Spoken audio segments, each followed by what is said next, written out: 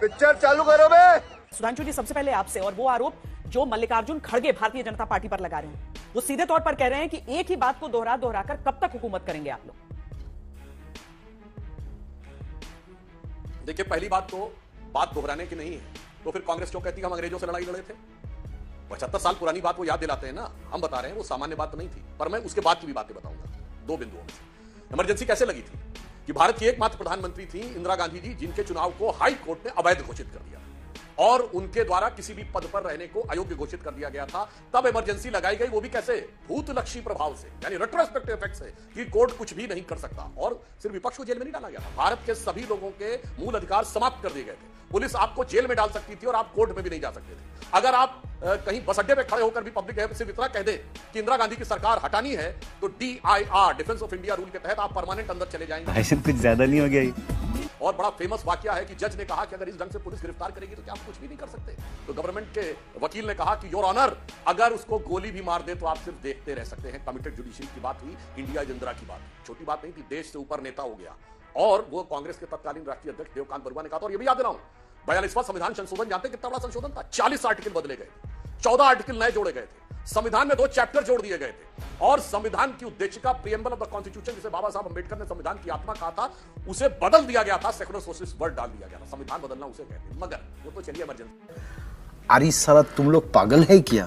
खड़गे जी को मैं याद दिलाना चाहता हूं, राजीव गांधी के जमाने में शाहबानो केस क्या था कि सर्वोच्च न्यायालय का निर्णय यदि शरिया के खिलाफ लगा तो सर्वोच्च न्यायालय के निर्णय को रौंद कर शरिया को संविधान का हिस्सा बना दिया गया, संविधान से ऊपर कर दिया गया। यह संविधान को कुचलना थोड़ी था, यह तो सेकुलर संगीत था। पर्सनालिटी के हिसाब से कुछ ज्यादा नहीं बोल रहा। अब आप आइए, नरसिम्हा राव के समय में वक्फ बोर्ड एक्ट क्या था? किसी की जमीन पे कोई क्लेम कर दे, वो कोर्ट नहीं जा सकता। अगर किसी संपत्ति के ऊपर क्लेम कर दिया जाए, वक्फ बोर्ड कह दे ये हमारी है, तो आप कोर्ट नहीं जा सकते। ये संविधान को बदलना नहीं था। और आप आइए उसके बाद मनमोहन सिंह की सरकार, देश की सर्वोच्च एग्जीक्यूटिव बॉडी क्या है? Union cabinet. यूनियन कैबिनेट के ऊपर नेशनल एडवाइजरी काउंसिल बनाना संविधान को बदलना नहीं था क्या? और मैं पूछना चाहता हूं, NAC के चेयरमैन के रूप में सोनिया गांधी जी को इस्तीफा देना पड़ा था ऑफिस ऑफ प्रॉफिट के मुद्दे पे। जब कोर्ट का जजमेंट आया था, इन लोगों ने पहले जया बच्चन जी को हटाया और उसके बाद ऑफिस ऑफ प्रॉफिट पर मुद्दा लगा, और NAC चेयरमैन रहते हुए, कैबिनेट से ऊपर रहते हुए उनको इस्तीफा देना पड़ा और दोबारा इलेक्ट होकर आना पड़ा, और तब वो पद छोड़ना पड़ा। और संविधान की सबसे ऊंची जो यूनियन कैबिनेट है, उसके जजमेंट को, उसके निर्णय को ऐसे चिन्ने चिन्ने उड़ा के फाड़ के फेंक देना, ये संविधान का उल्लंघन थोड़ी था। ये क्या बात करता है यार? और प्राइम मिनिस्टर की फोटो छोटी और NAC की चेयरमैन की फोटो बड़ी, विदेशी हेड ऑफ द स्टेट से NAC चेयरमैन सोनिया जी पहले मिलती थी और पीछे ऐसे खड़े रहते थे। ये संविधान को बदलना थोड़ी था। तो खड़गे जी को याद आना चाहिए, हर मुकाम पे उनकी सरकार ने संविधान को रौंदा है, इमरजेंसी से लेकर 2014 की नेशनल एडवाइजरी काउंसिल बनाई। तो रुको जरा, सब्र करो। अभय दुबे जी, ये सारे आरोप आपके सामने लगा रहे हैं सुधांशु जी, और सीधे तौर पर ये बात कि ये तुलना कहां से हो गई कि मतलब कम से कम डिक्लेयर्ड इमरजेंसी थी, अनडिक्लेयर्ड इमरजेंसी से बेहतर है? ये भी जरा समझा दें। श्वेता जी कहते हैं ना, थोथा चना बाजे घना, अज्जल गगरी छलकर जाए। क्या बात है?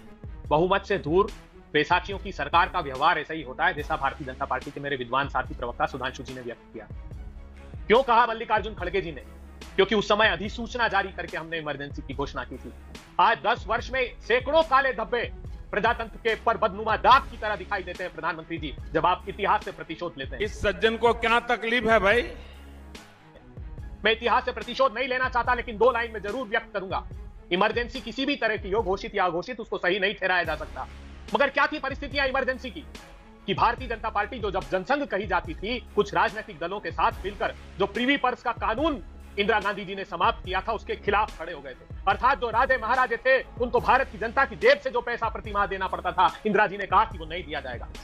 ये गड़बड़ है बाबा। जब बैंकों का राष्ट्रीयकरण करना था, 14 बैंकों का नेशनलाइजेशन किया, तब भी ये कैपिटलिस्ट, तब भी ये पूंजीवादी एक साथ हो गए थे जनसंघ के साथ, और इंदिरा गांधी की सरकार को अस्थिर करना चाहते थे। सर्वोच्च अदालत के फैसले को पढ़िएगा, सुधांशु त्रिवेदी जी, हाई कोर्ट को इलाहाबाद के फैसले को पढ़िएगा। जब इंदिरा गांधी जी को हटाया तो 14 आरोप में से सिर्फ 2 सही पाए गए थे।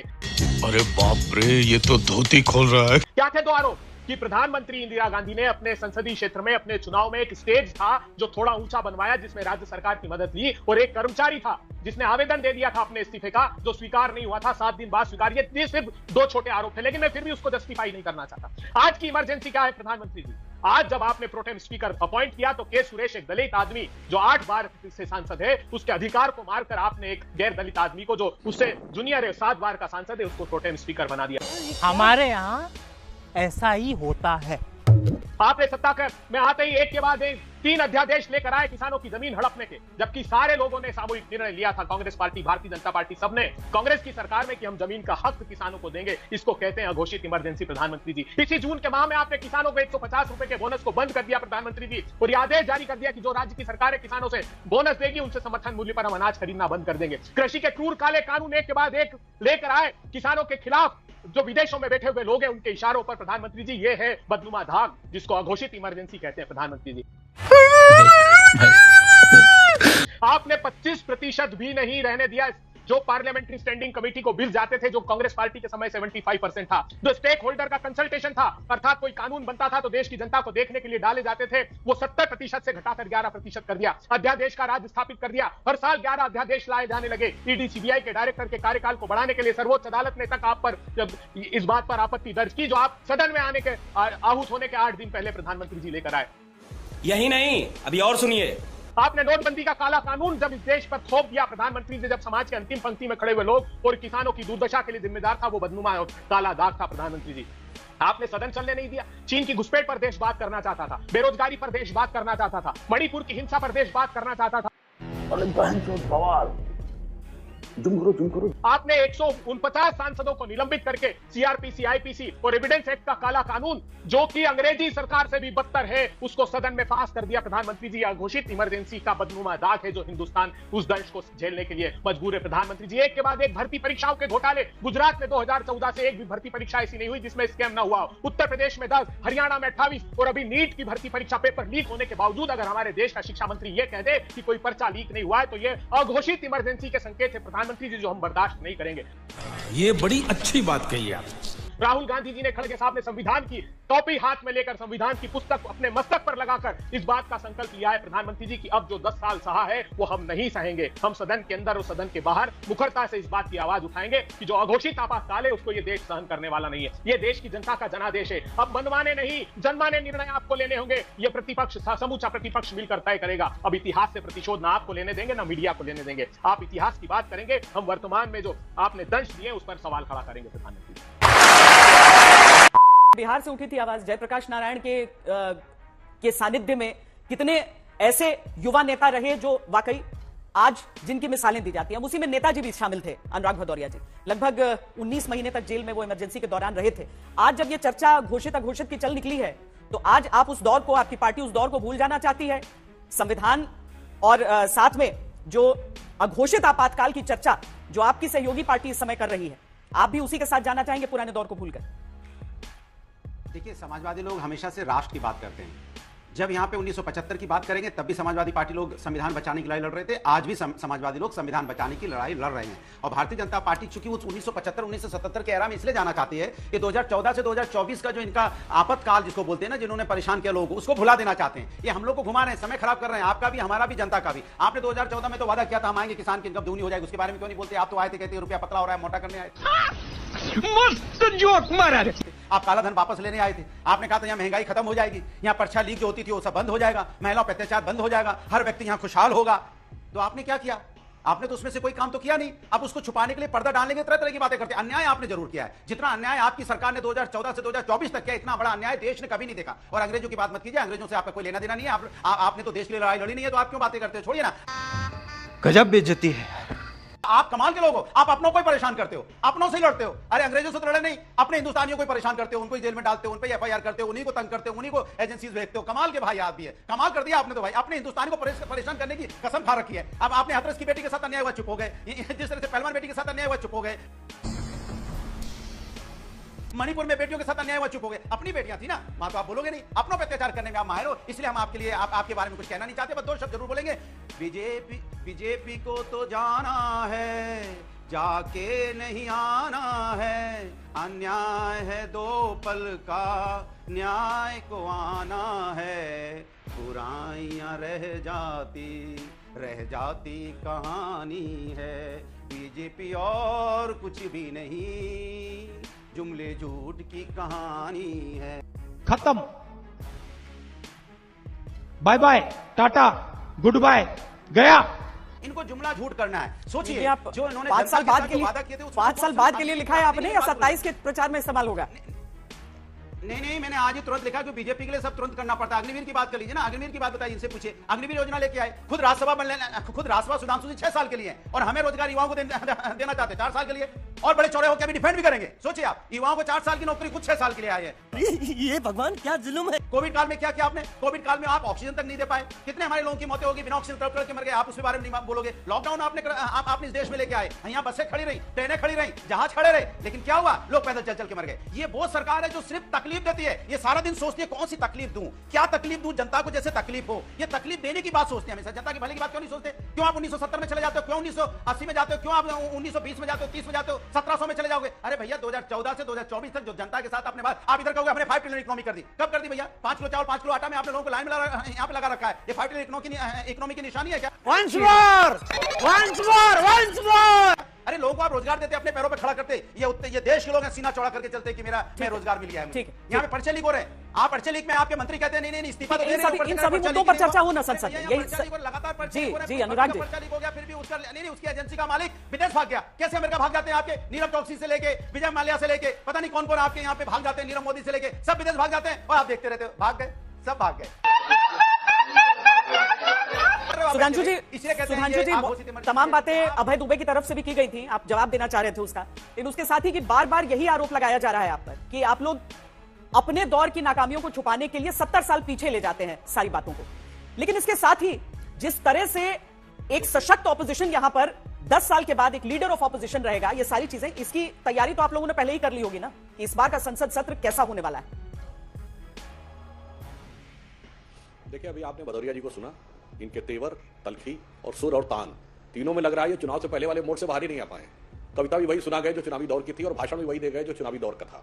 आजकल एआई और चैट जीपीटी का जमाना है, अगर इनकी बातें चेक कर ली जाएं तो कोई भी विषय हो, किसी भी विषय में डिबेट हो, इनके शब्द वही रहेंगे। कोई एआई से जाकर चेक कर सकता है, इनके पास है नहीं, वो घूम फिर के वही बोलते रहेंगे, अंत कुछ नहीं। तो मैं गंभीरता से लेते हुए अभय दुबे जी की बात का जवाब देता हूं। अभय दुबे जी, आप कांग्रेस के, मैं अपेक्षाकृत आपको सभ्य और अध्ययनशील प्रवक्ता मानता हूं। आप ये बात कैसे बोल गए कि इमरजेंसी का प्रीवी पर्स से लेना देना? प्रीवी पर्स 1968 में हटाया गया, इमरजेंसी 1975 में लगी, और प्रीवी पर्स से हमसे क्या लेना देना? सरदार पटेल ने जब एक्सेशन डॉक्यूमेंट साइन किया था तो प्रीवी पर्स दिया था, इंदिरा गांधी ने हटाया, तो मतलब इंदिरा जी ने कहा सरदार पटेल गलत थे, हम कहां से बीच में आ गए? बैंकों का नेशनलाइजेशन 1970 में हुआ और हमने नहीं बोला। इंदिरा गांधी सरकार के वित्त मंत्री थे मोरारजी देसाई, उन्होंने उस पर इस्तीफा दिया। इंदिरा जी और उनके वित्त मंत्री के बीच की लड़ाई थी, और पर्ची हम पे फाड़ रहे हैं, वो भी कब? 25 जून 1975 के बाद की। इसलिए तथ्यात्मक आधार पर आपके जैसे विवेकशील व्यक्ति को ये बचने, कांग्रेस वाले लोग तो अनाप शनाप बोलते हैं, मगर मेरे विचार से बचना चाहिए। अब आइए वर्तमान वाले विषय के ऊपर। मैं बताना चाहता हूं कि आपने कहा अघोषित इमरजेंसी। महोदय, इमरजेंसी का दौर होता ना तो आपने जितनी बातें बोली है ना, इतने पे तो जेल हो गई होती। क्या बात कर रहे हैं? और जेल तो छोड़िए, उसके बाद कोई गुंजाइश ही नहीं होती कि वापस आप आ जाते। मैंने बोला ना, वहां ये था केवल इतना कह देने से कि इंदिरा गांधी की सरकार हटनी चाहिए, और उसके बाद गए। आज की डेट में कह रहा हूं, मोदी जी के बारे में हमने इमरजेंसी में कभी इंदिरा जी की मौत की कामना नहीं की। आज मोदी जी की मौत, मर जा मोदी, खबर खुदेगी, हिटलर की मौत, कुत्ते की मौत, बोटी बोटी बोटी बोटी काट दूंगा कहने वाला व्यक्ति जो सपा का सदस्य था, उसे कांग्रेस में लाकर सहारनपुर से सांसद बनाया गया, और वो संसद में शपथ ले रहा है। कम से कम कुछ शर्म आनी चाहिए ये कहने से पहले कि ये अघोषित इमरजेंसी लग गई है। अच्छा, हमको सिखा रिया है। मुझे लगता है इमरजेंसी और संविधान के गरिमापूर्ण विषयों को इस प्रकार से मजाक बनाने का प्रयास नहीं करना चाहिए। वो इमरजेंसी वो होती थी कि 1980 में इंदिरा गांधी लौट के आई तो सारी विपक्षी सरकारें बर्खास्त कर दी। 1992 में ढांचा गिरा तो अब उत्तर प्रदेश सरकार बर्खास्त करते समझ में आता था, भाजपा सारी सरकारें बर्खास्त कर दी, और उसके बाद वो बर्खास्ती भी अवैध साबित हुई। अब आइए, जो मैंने अभी बोला इसका जवाब नहीं दिया, और कितना दुखद बात है कि समाजवादी पार्टी जिसने उस कष्ट को भोगा था, आज सत्ता के लिए कैसे एक साथ में आ गए। इनके शासनकाल में संविधान कहां खत्म होता है, इमरजेंसी क्या थी, मैं याद दिलाना चाहता हूं। मुलायम सिंह जी मुख्यमंत्री थे और लखनऊ में 2 बड़े अखबार के कार्यालयों पर हिंसक हमले तोड़फोड़ हुई थी, क्योंकि खबर इनकी इच्छा के विरुद्ध छप गई थी। ये तो लेटेस्ट न्यूज है। और मैं बताना चाहता हूं, भारत के इतिहास में इकलौता उदाहरण है जब हाई कोर्ट के परिसर में दंगाई घुस गए थे, और इलाहाबाद हाई कोर्ट में सेना बुलानी पड़ी थी, और डेट के साथ कोर्ट कर रहा हूं 13 सितंबर 1994। इनकी सरकार ने प्रदर्शन किया था, पुलिस ने कुछ नहीं किया, हाई कोर्ट के परिसर में सेना वो घुस गए थे दंगाई, तब सेना को बुलाना पड़ा था। इन लोग ये होती है अघोषित इमरजेंसी। अभय दुबे जी, अघोषित इमरजेंसी वो होती है जब आपने इनकी सरकार का समर्थन दिया था जिसने कार सेवकों के सर पे रख के गोली चलाई थी। और मारे गए थे सैकड़ों लोग और कहा था सिर्फ 16 मरे हैं, और उसके बाद जलवे से कहा था मैंने 16 हिंदू मरवा दिए, 40 भी मर जाते तो गम नहीं था। अघोषित इमरजेंसी वो होती 5000 सिक्कों का कत्लेआम हो गया। उसके बाद प्रधानमंत्री कहता बड़ा पेड़ गिरता है तो धरती हिलती है। इसमें मैं मान्यवर से उस जमाने की बात नहीं कर रहा हूं। और अघोषित इमरजेंसी ये होती है कि प्रधानमंत्री डॉक्टर मनमोहन सिंह सदन के पटल पर खड़े होकर जवाब देने से इस कदर बचते हैं कि वो सदन के पटल पर खड़े होकर बोलते हैं 100 जवाबों से अच्छी है मेरी खामोशी, जिसने न जाने कितने जवाबों की आबरू रख ली।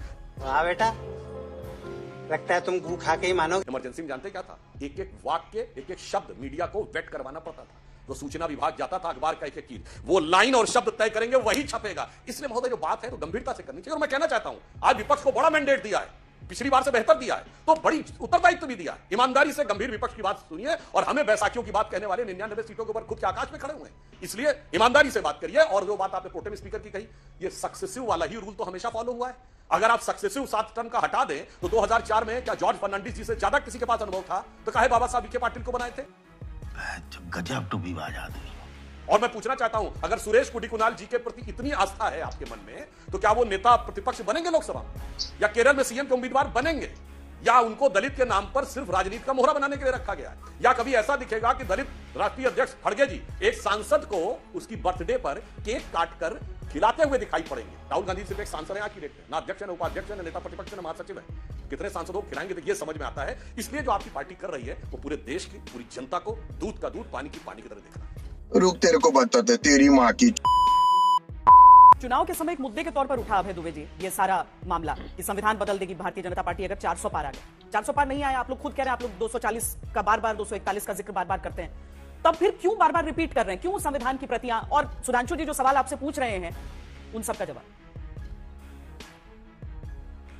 श्वेता जी, मैं इतिहास से प्रतिशोध लेने वाला व्यक्ति नहीं हूं। मैं जाकर तर्क सहित ये बात सिद्ध कर सकता हूं कि इमरजेंसी किन परिस्थितियों में लगी। 1970 से लेकर 75 तक के हालात, उस पर नहीं जाना था। आपने एक बहुत महत्वपूर्ण बात कही थी अनुराग भदौरिया को कि बिहार से आवाज उठी थी और नेताजी से जवाब चाहा था। 1975 का जवाब आज 2024 में बिहारी से तो उठी थी। अनुराग नाम का लड़का जो कह रहा है कि मुझे एक दिन पहले नीट का पेपर दे दिया गया था, आपका समाचार चैनल ये बात दिखा रहा है कि जो जला हुआ पेपर है वो ऐसा प्रतीत होता है कि वही फूल पेपर था जो कि नीट की परीक्षा में दिया जाना था। उसका संज्ञान मेरे मंत्री क्यों नहीं लेते? अग्निवीर की आवाज भी तो बिहार से ही उठी थी। क्या कारण है कि 4 साल में वो सेना पर अपने प्राणों को आहूत कर देने वाले जवान को आप रिटायर कर देंगे प्रधानमंत्री जी, और आप 3-3 बार 15-15 साल तक देश के प्रधानमंत्री बने रहना चाहते हैं? शाबाश बेटा। क्यों कहा सुधांशु त्रिवेदी जी? हमने इसलिए कहा बदनुमा दाग कि जब चीन भारत की सीमा के अंदर घुसकर पेट्रोलिंग पॉइंट 10, 11, 12, 13 से लेकर गोगरा पोस्ट से लेकर हमारी जो फिंगर एरिया तक नए बफर जोन बना दे, आपका सांसद तापिर गांव कहे कि अरुणाचल प्रदेश में 40-40 किलोमीटर चीन की सेना घुस जाए और मेरे देश के प्रधानमंत्री क्लीन चिट दे दें कि ना वहां कोई आया है ना घुसा है। इसलिए हमने सवाल खड़े किए जिस पर आप सदन में चर्चा भी नहीं कराना चाहते थे सुधांशु त्रिवेदी जी। ये बिक गई है गवर्नमेंट, अब गवर्नमेंट में कुछ नहीं है। क्यों कहा कि 12 करोड़ लोगों के रोजगार छीन लिए जाएं और 84% की आमदनी कम कर दी जाए, किसानों की आमदनी 27 रुपए मात्र रह जाए और आपका धन्ना सेठ 1600 करोड़ रुपए रोज कमाए, तब हम कहते हैं कि बगैर अध्यादेश के ये इमरजेंसी है जिसको ये देश सहने वाला नहीं है। सुधांशु त्रिवेदी जी, वादा क्या किया था प्रधानमंत्री जी? आपदा में अवसर ढूंढने का। क्या आपदा में अवसर ढूंढा बताइए? एक के बाद एक कृषि के क्रूर काले कानून लेकर आए और जब वोट डिवीजन की मांग की तो सदन में से 21 सांसदों को उठाकर बाहर फेंक दिया। ये क्या है? यह अघोषित आपातकाल है जिस पर हम तब भी मुखरता से बोले थे और आज भी राहुल गांधी बोले थे। आज आप क्या कर रहे हैं बताइए? आज जब हम कहते हैं कि संविधान की प्रति राहुल गांधी जी हाथ में लेते हैं कि आरक्षण पर वार मतलब 400 पार, इसका अर्थ क्या था? इसका अर्थ यह था कि लोकसभा में आपने जवाब दिया कि जो हम प्राइवेटाइजेशन कर रहे हैं सरकारी कंपनियों का, उनमें 5,80,000 जो कर्मचारी हैं उनको रिजर्वेशन नहीं मिलेगा, यह आपने घोषित कर दिया। लेटरल एंट्री क्या है? लेटरल एंट्री भी संविधान में प्रदत्त आरक्षण पर वार है सुधांशु त्रिवेदी जी। जब आप कृषि के क्रूर काले कानून लाते तो 80% दलित और पिछड़े जो किसान भाई हैं उनके रिजर्वेशन के हक पर ही डाका डालना होता है सुधांशु त्रिवेदी जी। क्या बात है सर, क्या बात है सर, क्या बात, ये बात है। तो हम मुखरता से ये बात उठाते रहेंगे सदन में भी और सदन के बाहर भी, लेकिन आप इतिहास से प्रतिशोध अब नहीं ले पाएंगे क्योंकि ये जो जनादेश मिला है ये इस बात का नहीं मिला है कि आप फिर से शमशान, कब्रिस्तान, दिवाली, रमजान, मंगलसूत्र, मटन, मछली की बात करें। अब देश महंगाई पर जवाब चाहता है, पूछेगा कि वो कौन 2 धन्ना सेठ है जिनको दाल और तेल के व्यापार में आपने कुदा दिया और दाल और तेल 200 रुपए के पार हो गया। अरे बाप रे, ये तो धोती खोल रहा है। देश ये पूछेगा कि 40 लाख करोड़ रुपए का डाका जनता की जेब पर डाला पेट्रोलियम प्रोडक्ट पर कर लगाकर, और रोज कहते रहे आप कि हम जीएसटी के दायरे में पेट्रोलियम प्रोडक्ट को लेकर आएंगे। आप डायनामिक फ्यूल प्राइसिंग पॉलिसी के नाम पर देश की आंखों में धूल झोंकते रहे। आपके धन्ना सेठ दोस्त रशिया से क्रूड ऑयल लेकर आते थे और यूरोपियन देशों को बेचते थे जिसका एक बूंद भी फायदा हिंदुस्तान को नहीं मिला तो ये देश सवाल करेगा। आपसे तब भी किया था और आज भी करेगा। आज अंतर इतना है कि देश की जनता ने जो जनादेश दिया है उसमें राहुल गांधी जी, अखिलेश यादव, खड़गे साहब, प्रतिपक्ष के सारे नेताओं को अधिकार संपन्न कर दिया। अब जवाबदेही से आप बच नहीं पाएंगे सुधांशु त्रिवेदी जी। अगर कानून पास करेंगे तो उसकी जवाबदेही सदन में तय करनी होगी। हम फिर से मांग करेंगे कि ज्वाइंट पार्लियामेंट्री कमेटी बनाई जाए। जो आपने आईपीसी में, सीआरपीसी में और एविडेंस एक्ट में परिवर्तन कर दिया, अरे अंग्रेजों के भी काले, इतने काले और क्रूर कानून नहीं थे जो आपने हिंदुस्तान पर थोप दिए सुधांशु त्रिवेदी जी। अरे बेटे तुझे थकान नहीं लग रही क्या? तो हम ये सुनिश्चित करेंगे कि पार्लियामेंट्री स्टैंडिंग कमेटी को और ज्वाइंट कमेटी को जाएं। इस बात की विवेचना सदन के अंदर होगी कि कैसे मेरे देश का प्रधानमंत्री और देश का गृह मंत्री जी स्टॉक मैनिपुलेशन की बात करता है, कहता है कि आप एग्जिट पोल आने पर के समय कहता है कि आप इन्वेस्ट कर दीजिएगा और उस जो 30 लाख करोड़ रुपए का स्कैम है उस पर सदन के अंदर बात होगी। चांगचुंग लीन पर बात करनी पड़ेगी आपको, जो चीनी नागरिक जिसने स्टॉक मैनिपुलेशन का आरोप है अडानी की कंपनी, उनके भाई की कंपनी के साथ, उस पर सदन में अब बात करनी पड़ेगी। पहले आपने बात नहीं की सुधांशु जी। तो हम ये सुनिश्चित करेंगे कि सदन समालोचना करने का अधिकार, यही तो दायित्व देश की जनता ने दिया है। आप इतिहास से प्रतिशोध अब ज्यादा दिन नहीं ले सकते। संविधान में आस्था व्यक्त करनी पड़ेगी और संविधान के प्रशस्त और प्रदत्त मार्ग पर आपको चलना पड़ेगा। इसके लिए हम बाध्य करेंगे। और यह भी याद रखिएगा, बहुत लंबी सरकार नहीं है ये, बैसाखियों के सहारे 6 महीने 8 महीने से ज्यादा सरकार चलेगी नहीं। जो रवैया आपने सदन में प्रारंभ होते ही दिखाया उससे तो इसी बात का आभास होता है